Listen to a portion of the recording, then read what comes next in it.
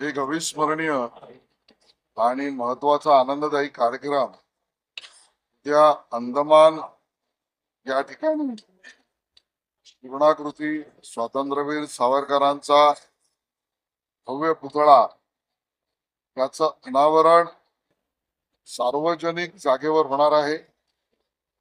बरोबरीने ने मजसिने हे जे गीत स्वातंत्र्यवीर सावरकरांनी लिहिलं, ज्याला पंडित हृदयनाथ मंगेशकर यांनी चाल दिली, त्याला 115 वर्ष होऊन गेली।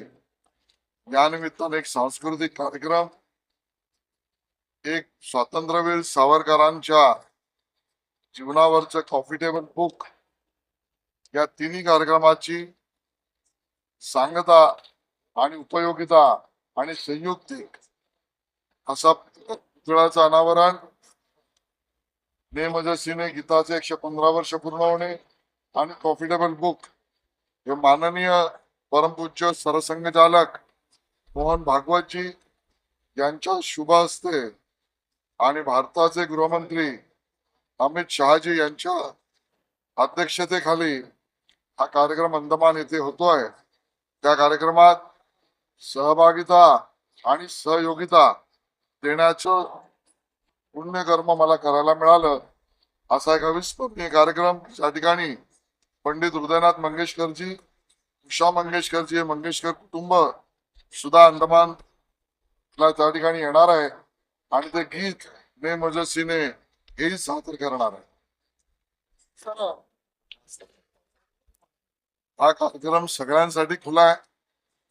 व्यक्तिगत कोणाला निमंत्रण देण्यापेक्षा सावरकर भक्तांनी जे सावरकरांच्या विचारावर प्रेम करतात, हिंदुत्ववादी विचारांशी त्यांची पूर्णपणे नाळ बांधलेली आहे, त्या सगळ्यांसाठी हा कार्यक्रम खुला आहे। मुळामध्ये या कार्यक्रमातून पुन्हा एकदा प्रखर हिंदुत्ववाद, स्वातंत्र्यवीर सावरकरांच्या विचारावरची निष्ठा आणि पंडित हृदयनाथ मंगेशकर यांनी गायलेलं रचलेलं गीत याच्यावर प्रेम करणारे सगळे आमच्या बरोबर उभे राहतील ही आमची अपेक्षा आहे। स्वातंत्र्यवीर सावरकरांच्या विचारावर आणि त्यांनी दिलेल्या देशभक्तीच्या मार्गक्रमणीवर सातत्याने भारतीय जनता पार्टी कार्यक्रम करत असते आणि हा सुवर्ण योग आहे ज्यावेळेला परमपूज्य सरसंघचालक मोहन भागवतजी बरोबर माननीय गृहमंत्री अमित शहाजी आणि मंगेशकर कुटुंब एकत्रित येत आहेत। आम्हालाही सहभागिता मिळते। नरेंद्र हेटे, अमेय हेटे व्हॅल्युएबल ग्रुप या सगळ्याच्या आयोजनामध्ये प्रमुख भूमिका करते आणि तिकडचे राज्यपाल लेफ्टनंट जनरल जे आहेत ते सुद्धा येत आहेत। मला वाटतं हा कार्यक्रमाचा सहभागिताच या कार्यक्रमाच्या माध्यमातून सावरकरांच्या विचारावर प्रतिबद्धता दाखवणार आहे।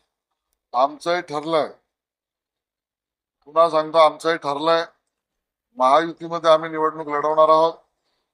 राज्यभरातल्या सगळ्या महानगरपालिकांच्या निवडणुकीत एकत्रित लढू, एकत्रित जिंकू आणि महाविकास आघाडीला एकत्रित पराभूत करू। राहुल गांधी यांनी स्वातंत्र्यवीर सावरकरांवरचं विधान अपमानजनक, बदनामीकारक, क्लेशदायक, संतापजनक, फळपायाची आग मस्तकावर येणार आहे आणि म्हणून त्यांच्यावर चालू असलेल्या गुन्ह्यात त्यांना शिक्षा झाली पाहिजे ही पूर्ण भारतवासियांची इच्छा आहे। न्यायालयापासून पळ काढण्याचा प्रयत्न राहुल गांधी करतायत का, हा आमचा सवाल। सरकार पर्यावरण पूरकच कार्यक्रम, योजना आणि प्रकल्प करते। हे सरकार पर्यावरणाच्या रक्षणाची भूमिका घेऊन काम करते। नाशिक सुद्धा तीच भूमिका घेते। त्या पद्धतीचं काम लोकशाहीने केलं आणि हा मुद्दा समोर आणून दिलाय। शौचालय, सार्वजनिक शौचालय आणि त्याची उपयोगिता यामध्ये अवैध रीतीने कोणी अन्य व्यवस्था व निवास करत असेल त्यावर कडक कारवाई करण्यासंदर्भात मुंबई महानगरपालिका आयुक्तांशी बोलले, लागलंच पोलिसांनी कारवाई करावी अशा पद्धतीने आणि निर्देश